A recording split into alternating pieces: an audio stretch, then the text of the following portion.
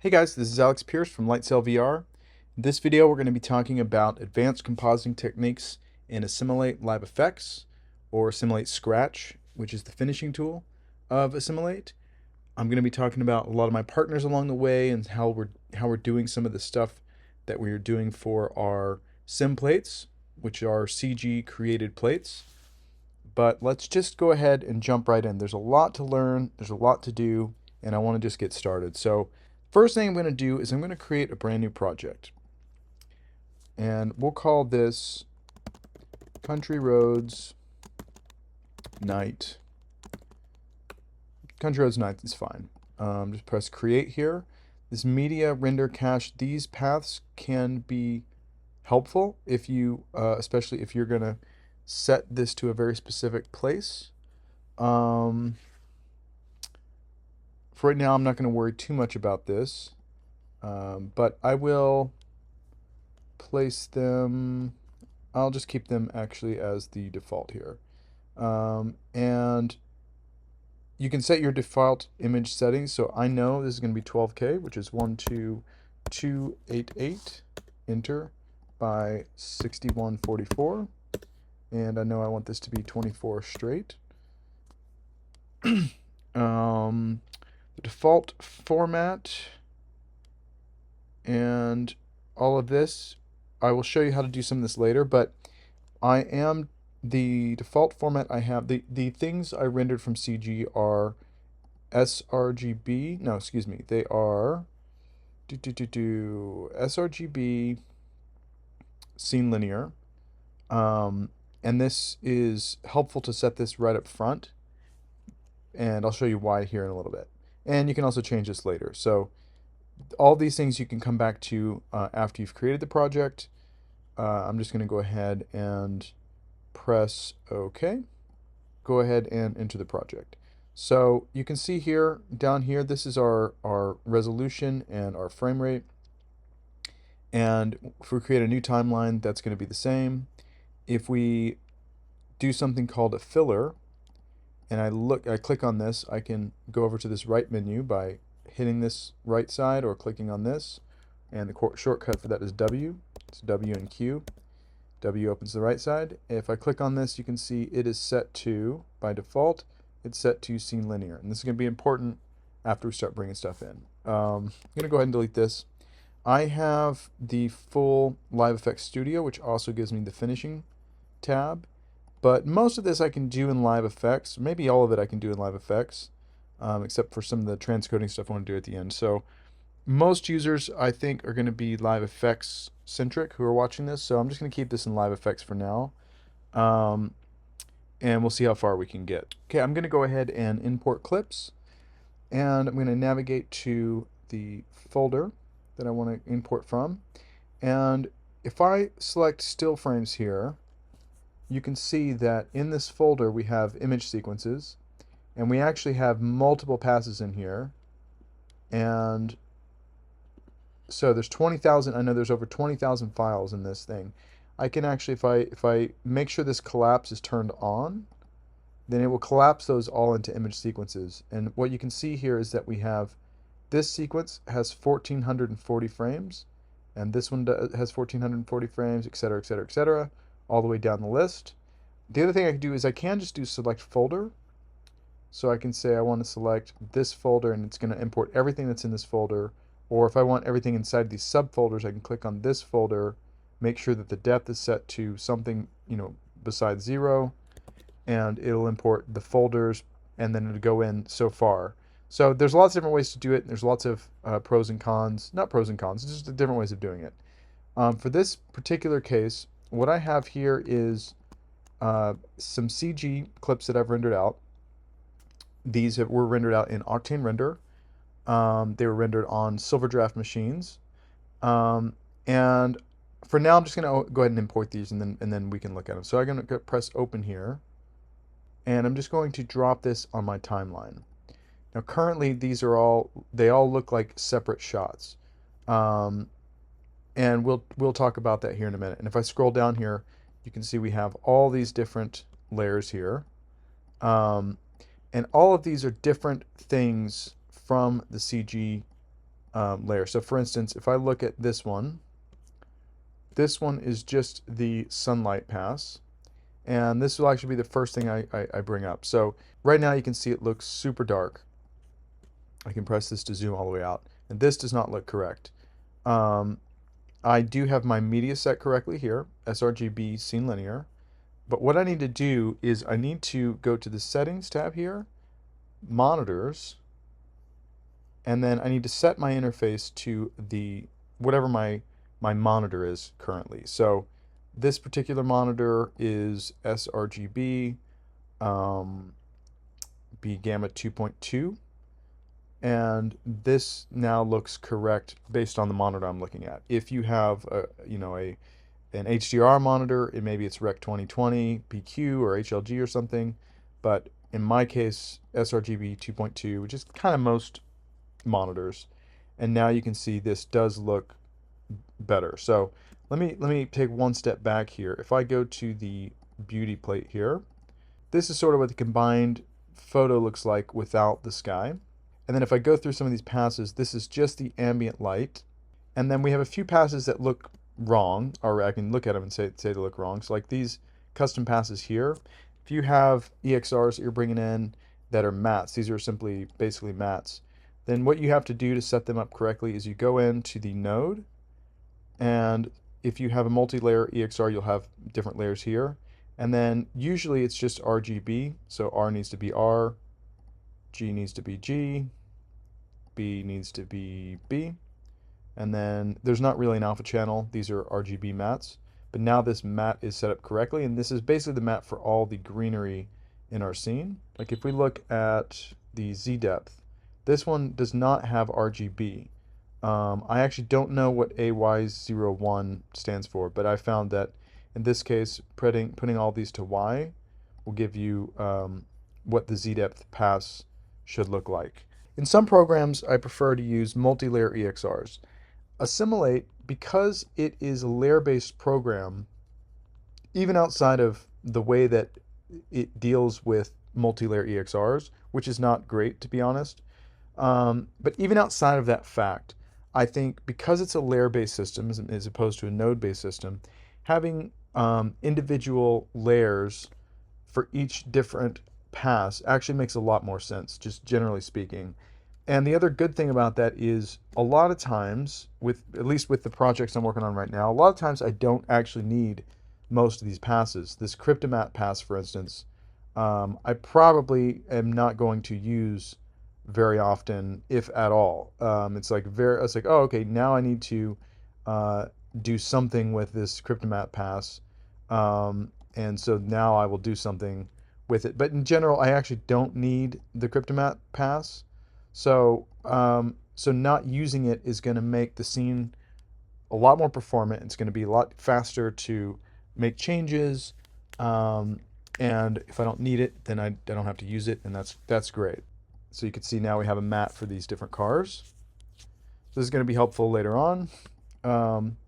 So we have all these layers, and how can we manage this better? What I need to do essentially is put these all in a single shot. So there's lots of different ways we can do this, but one way I found that's easy is to just drop all the layers. A lot of times what I'll do, actually, let me back up 1 second. A lot of times what I'll do is I will take the layers, only the layers that I need, and I'll put them in my first shot. And then I'll put the layers that I don't think I need in the second shot area. And I use this more like a staging area. So black layer shadows, the Cryptomattes, for now, this car one, I don't actually need, I don't know that I need these right now. So I'll just sort of stage them here. And you can use this remove empty slots. And let me go ahead and use the denoise beauty, remove empty slots. And so maybe I'll just stack these here so that I can quickly see everything without having to scroll down a timeline and do all that. So this is just a personal preference. The reason I like doing it this way is, and I probably actually would organize this a little better. So let me see if I just add me put all my mats over here, and I'll do some rearranging here. So I'm just dragging these across, and these are different versions. Technically, these are different versions, but it doesn't really matter. I'm really just using this to organize this particular scene so it doesn't get out of hand. Now, this is something that I do a lot of that is helpful when you have an alpha layer and you want to move things around, which is I like to start with a blank, an empty layer. So I can just click on filler, go to black, and then drag it in wherever I want to. The big thing to note is that whatever these settings are here is what is going to be created when you create this black layer.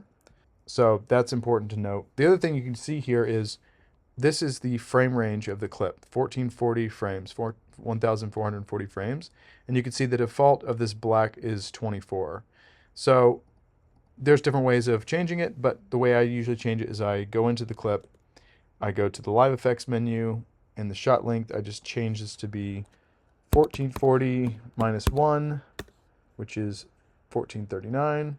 And that's the reason I do that is because 0 is 1. So now you can see if I go to my version stack here, the frame length is 1440. So you can see if I set this back to 24, this tells you the frame range here. So we're going to go to 1439 so that our frame ranges are going to match. And now what we can do is we can simply drop in our first layer of this composite. And you can see this is what the denoised beauty pass looks like.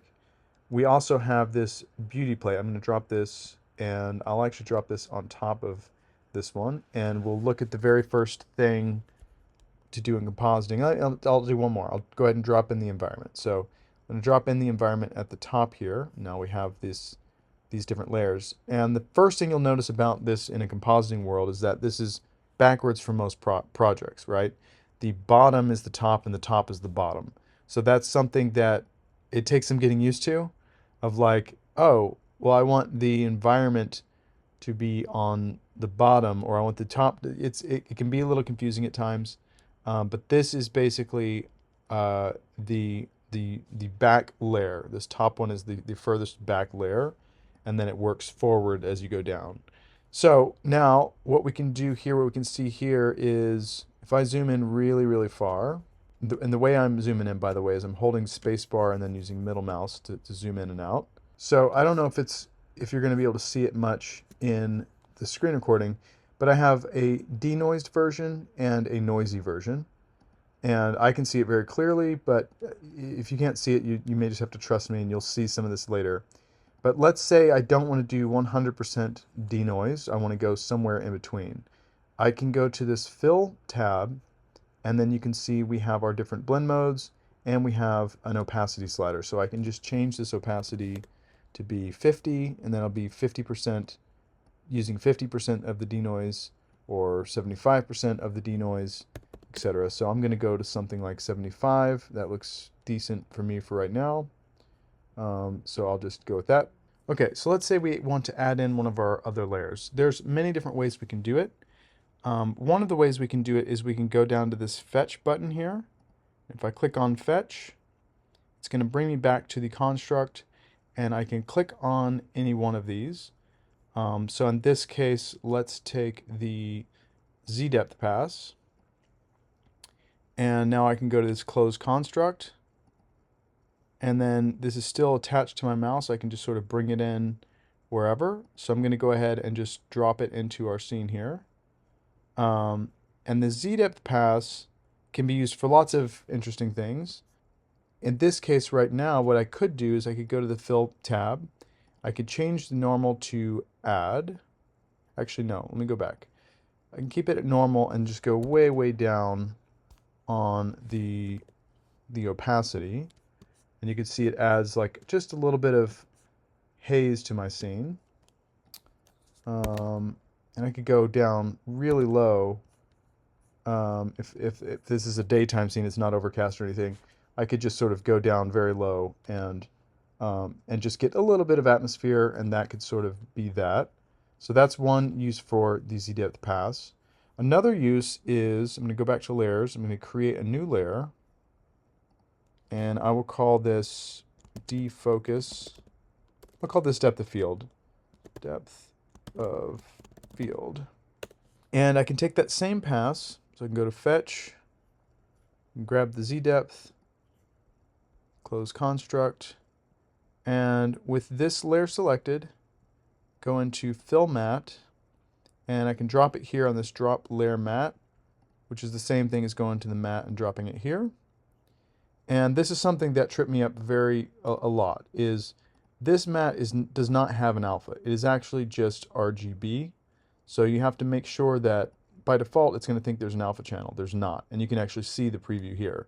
It's RGB, and you use that as the matte. And now what this does is, let's see if I can do an extreme example. Let's see. Let's do that. So you can see it affects the depth, the furthest away depth it's going to affect, and there's a very nice fall off to that depth. And let me go ahead and turn off the fog for now, because it'll be a little easier to see. So you can see the further I go down, it affects it in a very gradual way. So we can use that to do lots of different depth-based effects, but the most basic one that makes a lot of sense is focus. So I can defocus, and it's going to defocus the far distance, but not the foreground. This is motion blur, so this is a little hard to tell in this example, but essentially this is just defocusing the farthest away. And again, I would use this very subtly in this position, but I don't know that subtlety will show up in the screen recording, so I'll keep it sort of extreme for now. But if you look here, it's not as blurry as back here, and that's because it's using that Z depth to actually create the blur.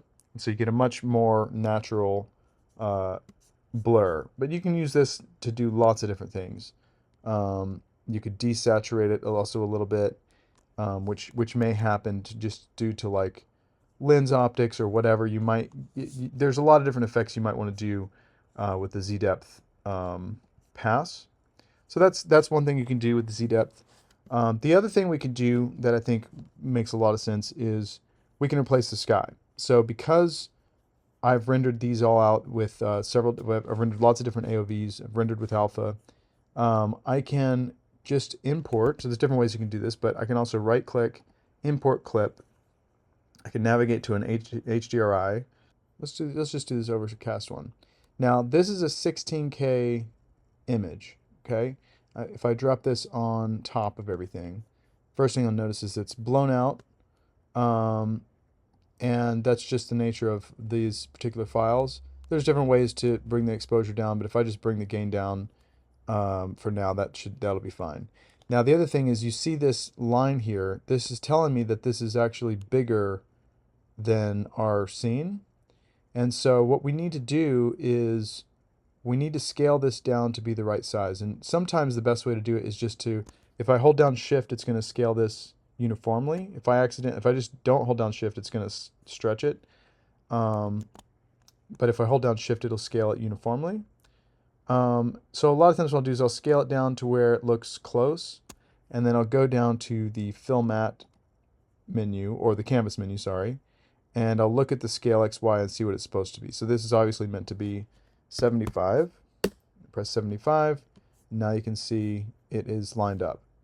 The other thing we'll do here is you can see we have this repeat 360.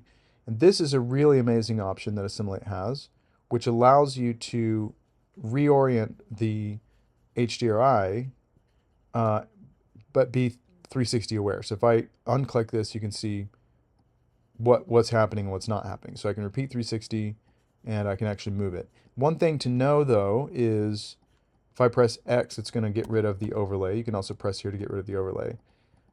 Without the overlay on, if I move this, you'll occasionally see a black line. Let's see if I can stop on one. There. So now you see there's a black line here. If I zoom real far in, you can see it. So one thing to know is that it's best to not have any decimal points. So if this is where I wanted it, I might go 3977, no decimal points, and that should get rid of whatever the black line is. So that's one thing to keep in mind if you're using this this option.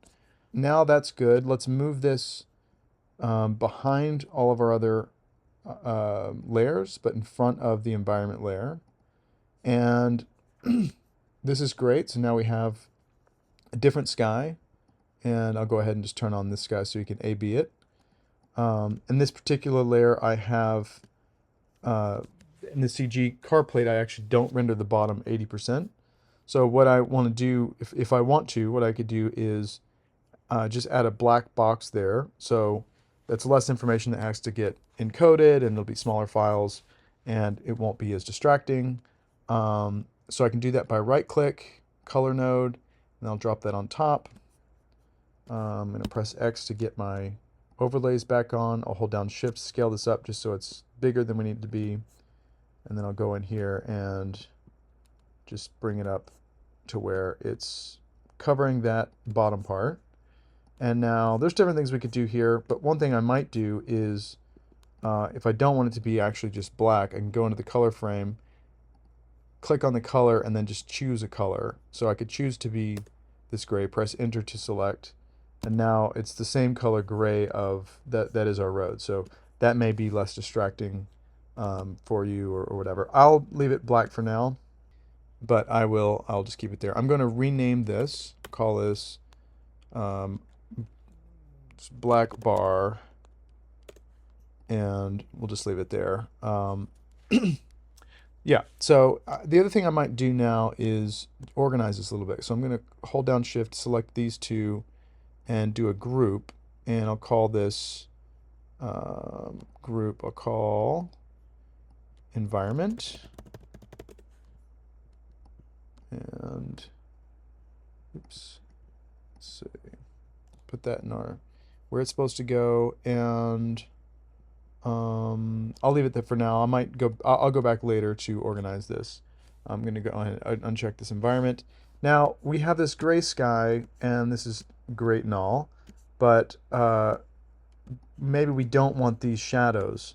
So what we can do if we have, if you've rendered out a lot of different lighting passes and other things, we can get rid of these shadows in different ways.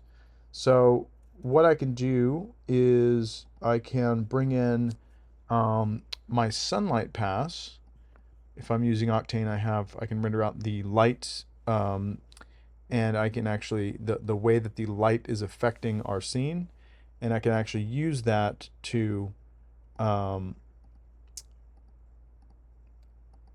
influence our scene. So the way we can do it is if I go to this fill layer, so right now it's just set to normal, I can actually set it to subtract, and that's going to subtract the sunlight from our scene. So you can see we can actually get rid of the sunlight either completely or otherwise. Okay, I'm going to change the environment again. So I'm going to import clip, go to my HDRIs, I'm going to go to something clear, Flower Road. I'm going to open this, drop this in, and now I have a real HDRI in my scene. Now I need to match the sun position, so I can actually just click on this to show where my sun is in the other environment. This is where the light was actually rendered from. So I'm going to go down. First I'm going to scale my HDRI, and I'm going to go to canvas, set this to 75, set it to repeat 360, and I'm going to move this into position. I think we need to go the other way. So obviously it's not quite lining up, but that's okay. It's good enough for now. So I'm going to go ahead and turn that light off. And now we have this other HDRI that's a little bit more, that's a little closer to what our scene is actually rendering, and if I click through here, I wonder if there's any parts where the sun shines through.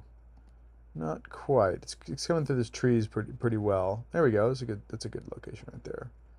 I get rid of the overlay. Doesn't look like there's a line there, so that's good. So now I'm using a real HDRI for the far background, and that can be really helpful also in the distance. If we have no HDRI, we just have a sky versus having something in the background. I pretty much do always want to slightly defocus that HDRI, just because I'll go extreme here, just so you can see it. But I basically want to slightly defocus that, so it's not too sharp.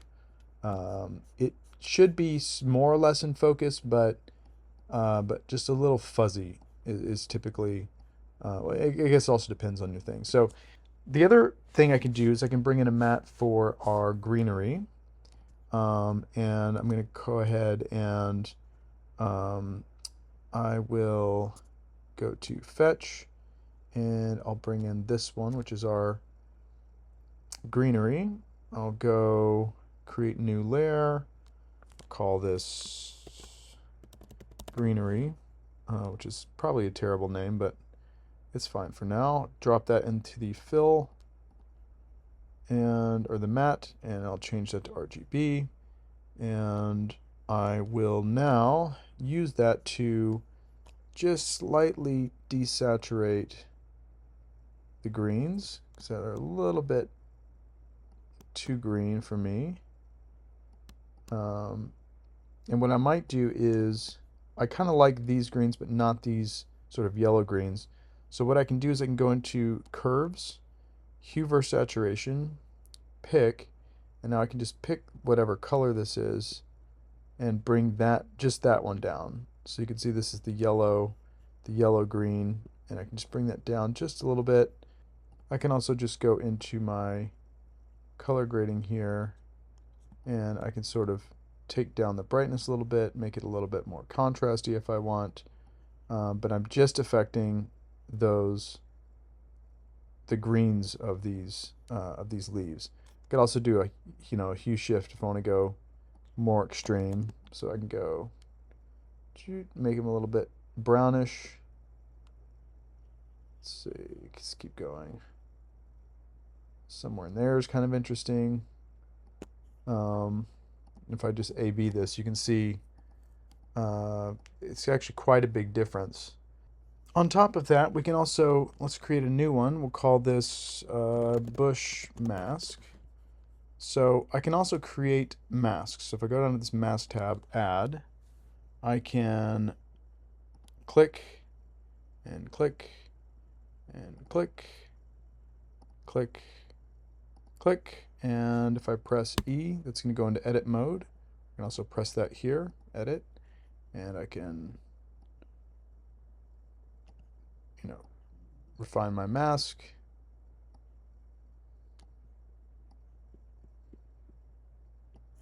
I can add some softness to it. You can see the thickness here. And now I can do stuff just like power windows. I can now, let's just come in and bring down, oh, I need to go to masks, invert. So I just want to affect this area. And now I can affect just this area within this mask. And now that's just another way that you can affect the scene just using masks. So you can see we've already done quite a bit to the greenery. This is what it sort of was by default, and this is now what it is with the bushes. All right, so let me go ahead and rename this to, let's call this Country Roads Day. If I want to render out this clip, what I can do is make sure I'm set to single shot, and in the construct I can do this render. And you can see we have selected shots or timeline. We're going to do selected shots. We're going to do single resolution. This should be the default for the project, which will keep the same. And now I can render this to whatever I want, ProRes. This has no audio, so I'm just going to turn that off. And use display LUT is an important thing to keep in mind. This is going to use the color space that we set it to on our monitor settings, or any LUTs that we have applied, and it's going to bake that into the file.